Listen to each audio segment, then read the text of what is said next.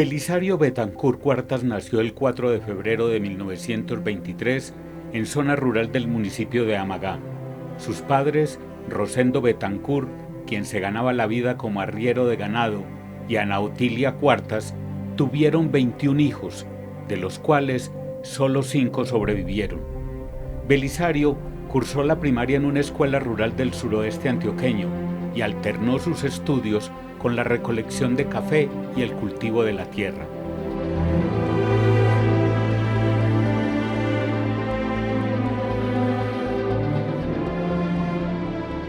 Un líder de iniciativa desde chiquito, pero que era una pobreza absoluta, con 22 hermanos de 2 matrimonios, él del primer matrimonio, que eran 4, y 18 del segundo matrimonio, pero que eran muy pobres, que habían nacido en Morro Alto, en Amagá. Yo conocí la casa y conocí el Morro Alto, porque él me llevó tomando aguardientico, lógicamente, y hablaba siempre pues de la pobreza, pero siempre del liderazgo y el deseo de estudiar.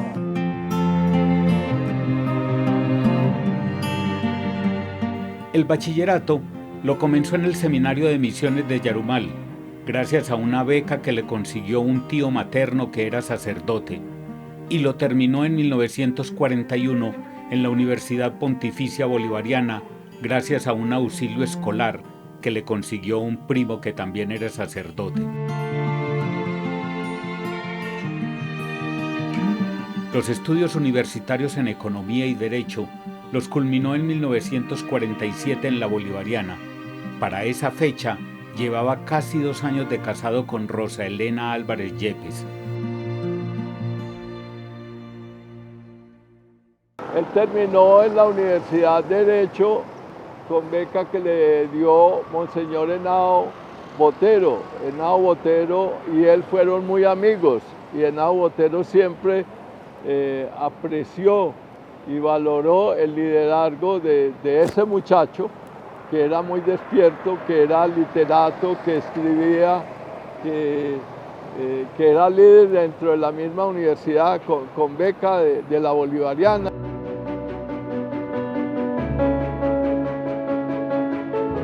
Antes de terminar la universidad en 1945, Belisario fue electo diputado en la Asamblea de Antioquia y después de graduado empezó a trabajar como funcionario del Ministerio de Educación. Entonces le tocó vivir los hechos del Bogotazo, en los que fue asesinado Jorge Eliezer Gaitán Ayala.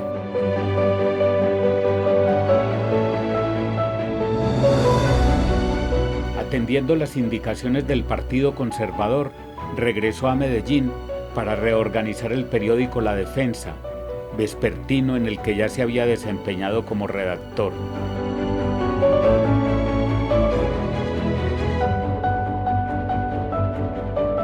Él escribía para El Colombiano artículos medio izquierdosos,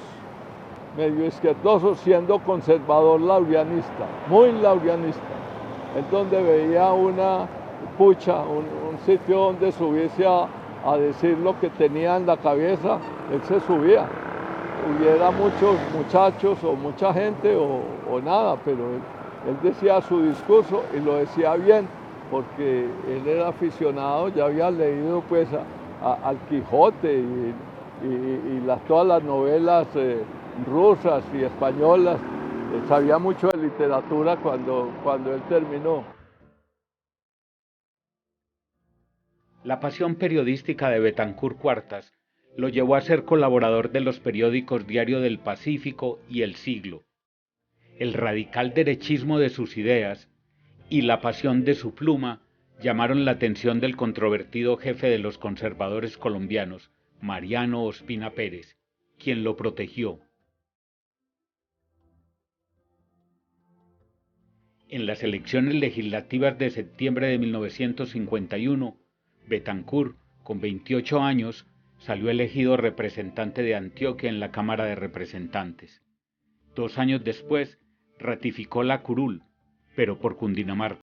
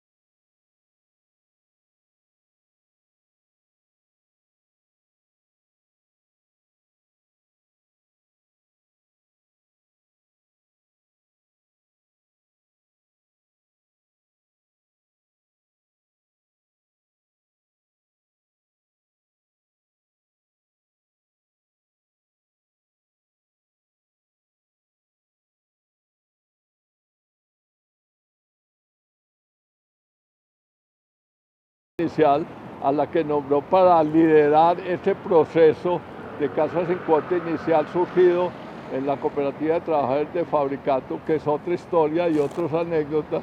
Puso a María Eugenia a gerenciar e hizo una excelente gerencia de casas sin cuota inicial. Qué berraca mujer.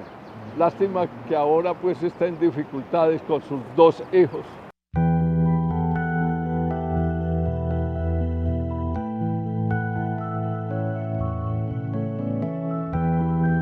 Con la salida del poder del dictador Rojas Pinilla, el 10 de mayo de 1957, comienza un nuevo periodo democrático en el país con el llamado Frente Nacional, en el que liberales y conservadores se repartían de manera paritaria los poderes ejecutivo y legislativo, un acuerdo que funcionó hasta 1974.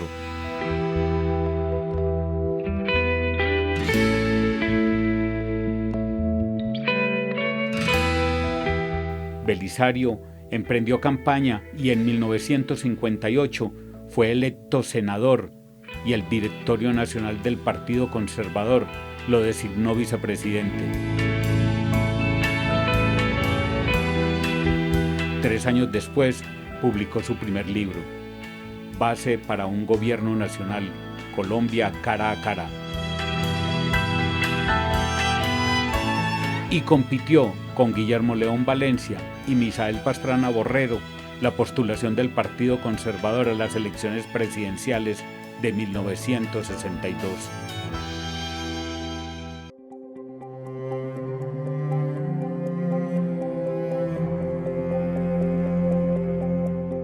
En 1965, cuando murió Laureano Gómez, quien fuera su mentor, Belisario apoyó la candidatura presidencial del liberal Carlos Lleras Restrepo, y 3 años después se desvinculó del Partido Conservador y se presentó como independiente en las elecciones presidenciales del 19 de abril de 1970. Una contienda en la que ocupó el 3er lugar tras el exdictador Rojas Pinilla de la Alianza Nacional Popular ANAPO y la que ganó Misael Pastrana Borrero, al parecer de forma fraudulenta.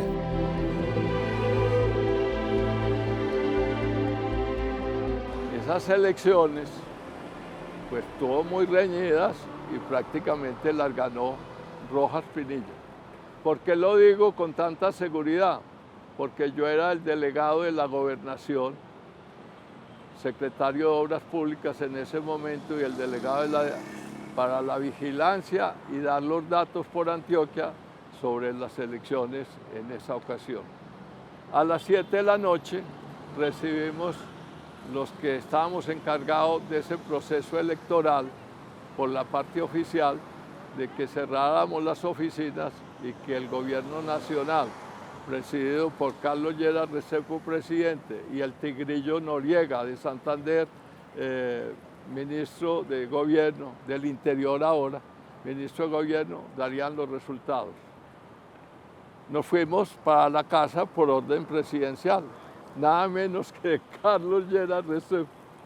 Entonces nos fuimos para la casa y al día siguiente los periódicos de Bogotá y de Medellín, todos los periódicos, ganó las elecciones Misael Pastrana Borrero para ser el presidente del 4º periodo del Frente Nacional por ligera mayoría de unos 50.000 votos venidos del exterior, de los consulados y de los votantes del exterior.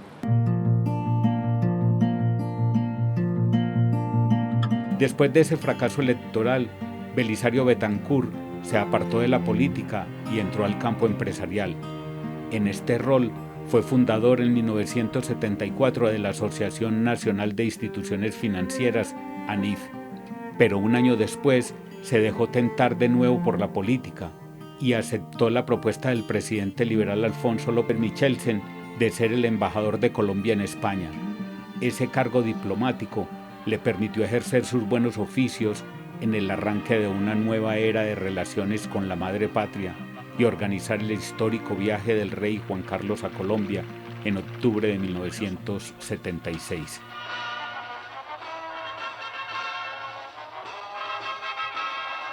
presidente Turbay Ayala nos ayudó mucho a Antioquia. ¿Con qué?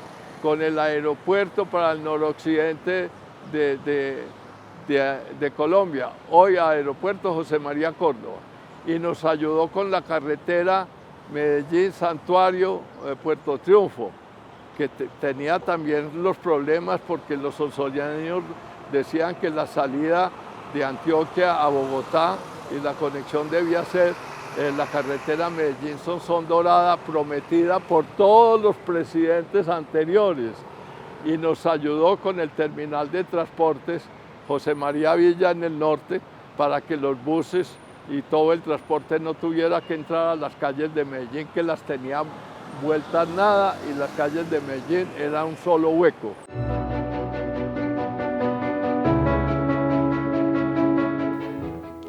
En noviembre de 1981, el Partido Conservador volvió a escoger a Betancur, esta vez para frenar la tercera victoria en línea de los liberales. En la plaza pública, Belisario se presentó como el amigo de los pobres y el eslogan "Sí se puede". Entre otras cosas, prometió que sí se podía dar empleo a los que no lo tenían, ofrecer viviendas sin cuota inicial, vencer el analfabetismo y dar oportunidades de educación superior a las gentes de menos recursos por medio de una universidad a distancia. El 30 de mayo de 1982, los colombianos acudieron a las urnas y decidieron que Betancur fuera presidente con el 46,8% de los votos, esto es, con cerca de 3.2 billones de sufragios.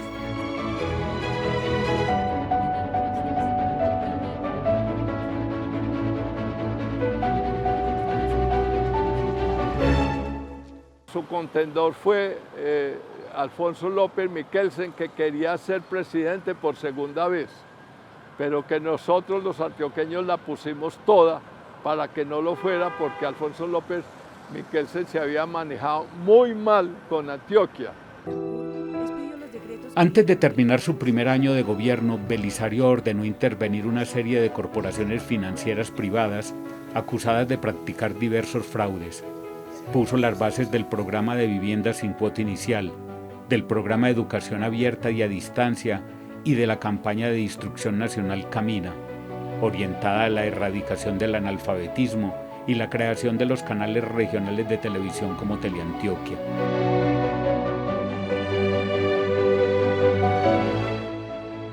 Creó la Comisión de Paz asesora del Gobierno Nacional, reanudó de manera efectiva el diálogo con las guerrillas, instruyó a la Procuraduría General para que investigara las denuncias de violaciones de los derechos humanos cometidas por los ejércitos privados. Él fue el iniciador y el que en un momento dado habló del Día de la Paz, el Día de la Paloma como símbolo y el Día de las Banderas Blancas, y puso a pintar palomas blancas a todo Colombia y por todas partes en un proceso de paz, y él a hacer negociaciones con todos los grupos subversivos de Colombia. Con el único que logró algo en concreto fue con el M-19, pero con los demás, pues, como siempre, se llegaba hasta cierto punto con los grupos subversivos, y después cada presidente de Colombia que intentó hacer algo similar fracasaban, porque siempre dejaban a los presidentes con la silla vacía.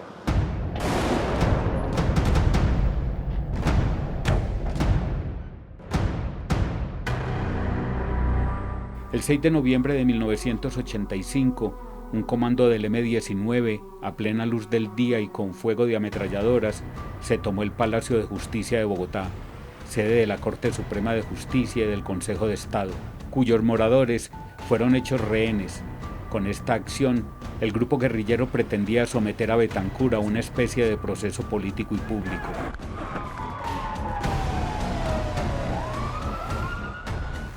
Ante la equivocación del grupo guerrillero de exigir la presencia del presidente ante el edificio para que fuera sometido a juicio popular por traición, le siguió un día más tarde el asalto, precipitado y brutal, en opinión de muchos de las tropas de gobierno.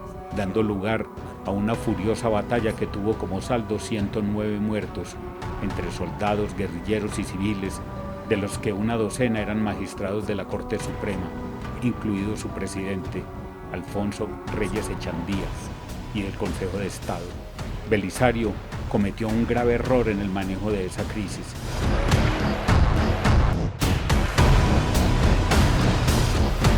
Me dirijo a mis compatriotas, a todos mis compatriotas, sin una sola excepción, para decirles palabras de aliento. No haber ejercido su poder de ser el comandante supremo de las Fuerzas Armadas en ese momento y no pasarle a dos figuras necesarias y predominantes entonces, al presidente del Palacio de Justicia, que estaba allá en los incendios, y no pasarle al presidente del Senado, Álvaro Villegas Moreno.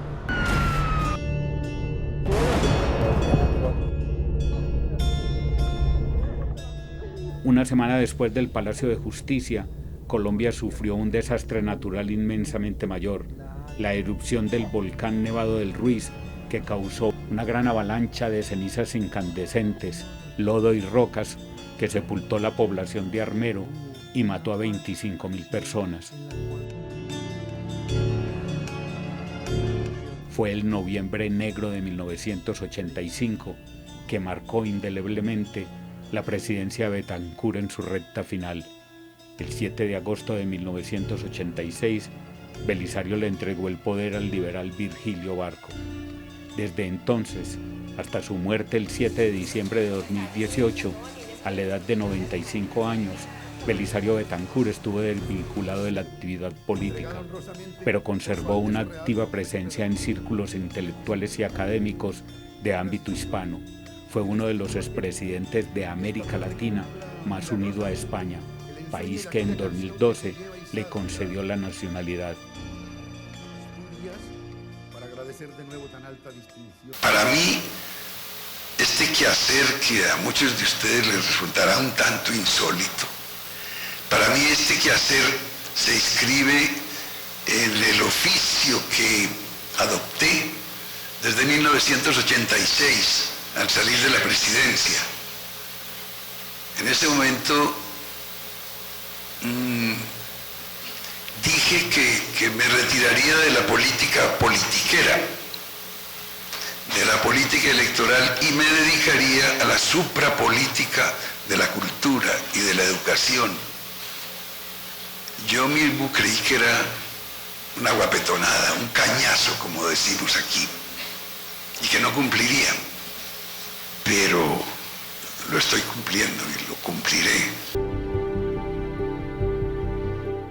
Y también es paisa, el miembro del Círculo de Montevideo, del Club de Madrid, del Consejo de Presidentes y Primeros Ministros del Programa de las Américas del Centro Carter, de las Academias Colombianas de la Lengua, Jurisprudencia e Historia, la Academia Mexicana de la Lengua, el Consejo Pontificio Justicia y Paz y la Academia Pontificia de Ciencias Sociales, vicepresidente del Club de Roma para América Latina y presidente de la Fundación del Grupo Editorial Santillana para Iberoamérica, el expresidente antioqueño Belisario Betancur Cuartas.